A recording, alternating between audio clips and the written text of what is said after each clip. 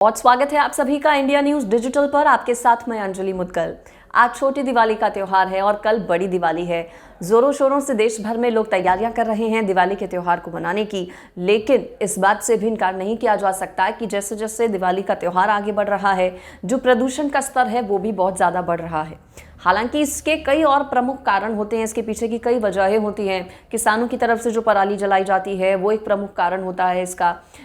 इसके अलावा और भी कई सारी चीज़ें रहती हैं और ये वजह है कि ग्रेप 2 भी लागू कर दिया गया है सरकार की तरफ से दिल्ली एनसीआर में। लेकिन अब बात करते हैं पटाखों की। हालांकि पूरी तरीके से राजधानी दिल्ली में पटाखों की बिक्री पर, खरीद पर, भंडारण पर पूरी तरह से रोक है, मैन्युफैक्चरिंग पर भी। लेकिन बावजूद इसके हम देखते हैं कि रोक के बावजूद भी लोग चोरी छिपे पटाखों को बेचते हैं, लोग खरीदते हैं।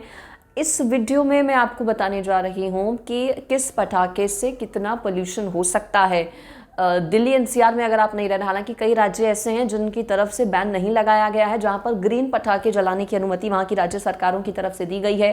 कुछ समय ज़रूर निर्धारित किया गया है, कुछ सरकारों की तरफ से ये प्रतिबंध भी नहीं लगाया गया है। और ना सिर्फ दिल्ली एनसीआर में, बल्कि अगर देखिए पटाखे अगर जलेंगे तो जाहिर है दिल्ली एनसीआर की आबो हवा तो खराब हो ही रही है। जहर घुल रहा है यहाँ पर पराली की वजह से, इंडस्ट्रीज़ की वजह से, अलग अलग वजहों से। लेकिन बाकी राज्यों की अगर हम बात करें तो पटाखे जलाने से कितना प्रदूषण होता है ये आपके लिए जानना बहुत ज़रूरी है। तो एक एक पटाखे के बारे में मैं आपको बताती हूँ कि इस पटाखे से कितना प्रदूषण जो है वो हो सकता है। सबसे पहले हम बात कर लेते हैं सांप की गोली की। देखिए, सांप की एक गोली जलाने पर 64,500 माइक्रोग्राम क्यूबिक मीटर पार्टिकल्स निकलते हैं, जो 2,932 सिगरेट जलाने के बराबर है। आप सोच सकते हैं ये आंकड़ा, एक सिगरेट, 2,000 सिगरेट और 2,932 सिगरेट। एक सांप की गोली इतना धुआं निकालती है कि 2,932 सिगरेट इतना धुआं निकाल पाती हैं। तो आप सोचिए कितना खतरनाक होता है पटाखों को जलाना।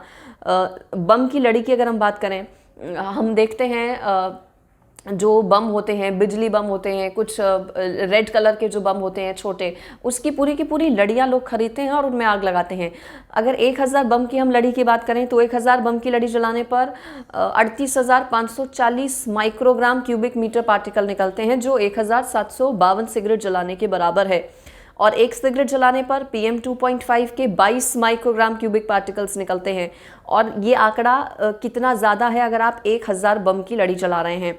अब बात कर लेते हैं हंटर बम की, जिसे बुलेट बम भी कहते हैं। हम दिवाली पर बुलेट बम भी जो लोग हैं वो जलाते हैं। बुलेट बम की अगर बात करें तो एक बुलेट बम जलाने पर 28,950 माइक्रोग्राम मीटर पार्टिकल्स निकलते हैं, जो 1,316 सिगरेट के बराबर हैं।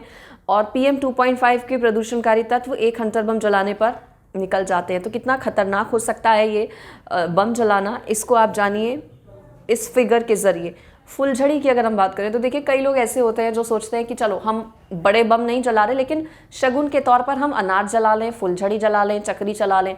तो अगर आप भी ऐसा सोच रहे हैं तो प्लीज़ आप इसको अवॉइड करने की कोशिश कीजिए, क्योंकि फुलझड़ी की अगर हम बात करें तो फुलझड़ी से भी जो प्रदूषण है वो बहुत ज़्यादा फैलता है। एक फुलझड़ी जलाने पर 10,390 क्यूबिक मीटर पार्टिकल्स निकलते हैं, जो 472 सिगरेट के बराबर है। इसके अलावा हम बात करें चक्री की, अनार की, तो चक्री और अनार जलाने पर भी 9,490 माइक्रोग्राम क्यूबिक मीटर जो धुआं है वो निकलता है, पार्टिकल्स निकलते हैं पोल्यूशन के। अनार जलाने पर 4,860, जो कि 221 सिगरेट जलाने के बराबर है।